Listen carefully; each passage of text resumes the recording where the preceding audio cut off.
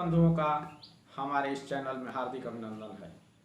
हमारे इस चैनल का उद्देश्य है हिंदू धर्म के कमियों को दूर करके इसे सुदृढ़ बनाना।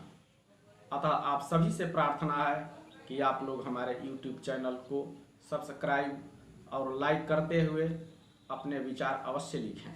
सम्मानित मित्रों, आप सभी जानना चाहेंगे कि हमारे जीवन में आने वाले दुखों और पूरे समाज पर आने वाले विपत्तियों, आपदाओं और महामारियों का कारण क्या है। इसे हम चरक संहिता आदि ग्रंथों से समझेंगे। बंधुओं, सार्वजनिक जब पाप होता है, सार्वजनिक अधर्म होता है, तो प्रकृति में दोष उत्पन्न हो जाते हैं जो विनाश के कारण बनते हैं। अब प्रश्न है, ये प्राकृतिक दोष क्यों उत्पन्न होते हैं, जिसके लिए चरक संहिता का जो जनपदोध्वंसनी विमानाध्याय का श्लोक 20 देखेंगे, जिसमें लिखा है वायवादीनाम जद वैगुण्य दोष वायवादीनाम जद वैगुण्यमुत्पद्यते तस्य मूलम अधर्मः। अर्थात वायुवाद में जो विकार उत्पन्न हो जाते हैं उनका जड़ अधर्म ही है। तयोर्योनि प्रज्ञापराध एव च, अर्थात उसकी जड़ प्रज्ञापराध है। अब प्रश्न है कि प्रज्ञापराध क्या है। नववेगांधारणीय अध्याय का श्लोक 52 देखेंगे, उसमें लिखा है ईर्ष्या शोक भय क्रोध मान द्वेषादयश्च जे मनोविकारास्ते युक्ताः सर्वे प्रज्ञापराधजा। अर्थात ईर्ष्या शोक भय क्रोध अभिमान द्वेष आदि जो मनोविकार हैं वे प्रज्ञापराध से उत्पन्न होते हैं। अर्थात इन दोषों से जो व्यक्ति अशुभ कर्म अर्थात अधर्म करता है उसे प्रज्ञापराध कहते हैं। कुल मिलाकर लालच द्वेष अभिमान अहंकार से प्रेरित होकर मनुष्य जो गलत कार्य करता है वही कार्य उसके और उसके कुल परिवार और समाज का विनाश कर देता है।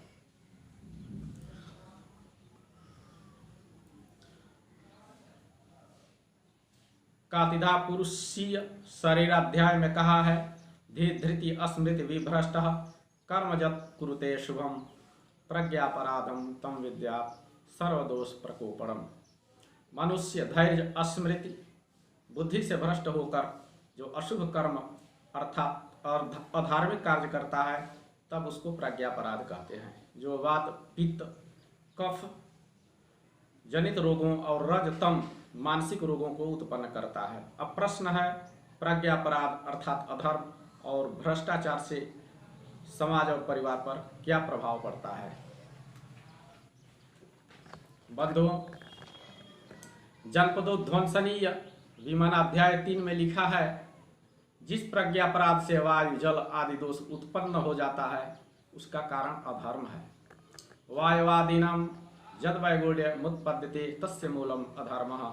जब देश के शासक धर्म को नष्ट करते हैं और अधर्म को बढ़ावा देते हैं तब सारी जनता पर उसका प्रभाव पड़ता है और जनता भी धर्म का उल्लंघन करने लगती है। जैसा कि आप देख रहे हैं, बौद्ध ईसाई और मुस्लिम मार्क्सवादी और तमाम पार्टियां धर्म के खिलाफ नियम बना रही हैं, लागू कराती हैं। इसके लिए वे दिन रात प्रयत्न कर रहे हैं कि कैसे भारत से हिंदुत्व को नष्ट कर दिया जाए। इसमें जातियों को लड़ाने से लेकर तमाम तरह के कार्य किए जाते हैं जिसमें हम सभी लोग सहयोग करते हैं। हम समझते हैं पूजा ही धर्म है, लेकिन साथ में हमारा आचरण ही प्रधान है। धर्म के खिलाफ उसको नष्ट करने के लिए ही खाने में बफर सिस्टम, शादी में जयमाल सिस्टम, शादी विवाह पूजा में मांस मछली का भोजन, साधु सन्यासियों को गाली देना, उनको अपमानित करना, धार्मिक उत्सवों पर्वों का अपमान करना, भारतीय वस्त्रों का त्याग करके जींस कुर्ता सलवार अपनाना। हमें धर्म से इतना चिढ़ है कि धार्मिक नियमों को मनमाने ढंग से बदल दिया है। हम विकास के नाम पर ईसाइयत को अपनाते जा रहे हैं। हम विकास उसी को कह रहे हैं जिसमें ईसाइयत अपनाया जाए। कुछ लोग कहते हैं कि धर्म बदलता रहता समय के अनुसार, लेकिन वह बदलना क्या है, बदलना, ईसाइयत को ही अपनाना है। दूसरे धर्मों को, दूसरे मजहबों को के आचरण को अपनाएं, उसी को आज हम विकास कहते हैं। इससे हमें सावधान रहना होगा।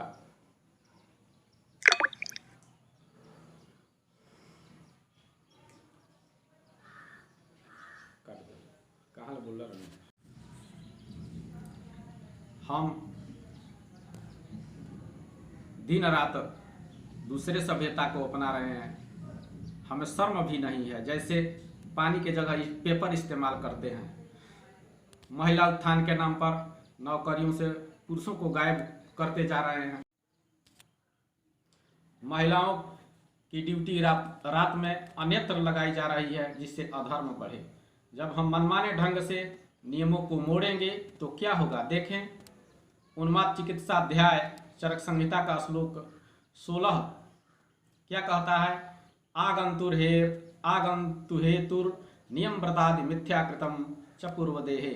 नियमों को बिगाड़ने से, अर्थात जो जैसा पहले से नियम था उसको बिगाड़ कर बनाने से आगंतुक उन्माद आदि रोग उत्पन्न होते हैं, और साथ में चोर बाजारी, मिलावट आदि से अधर्म धर्म को दबा देता है। ऐसे धर्म को लुप्त करने वाले जो लोग हैं, जहाँ रहते हैं, तेन नापो यथा कालम देवो वर्षति न वा वर्षत वाता न सम्यक भिवांत ओषधय स्वभाव परिहायापद्यन्ते विकृतिम तत्उध्वंसते जनपदा।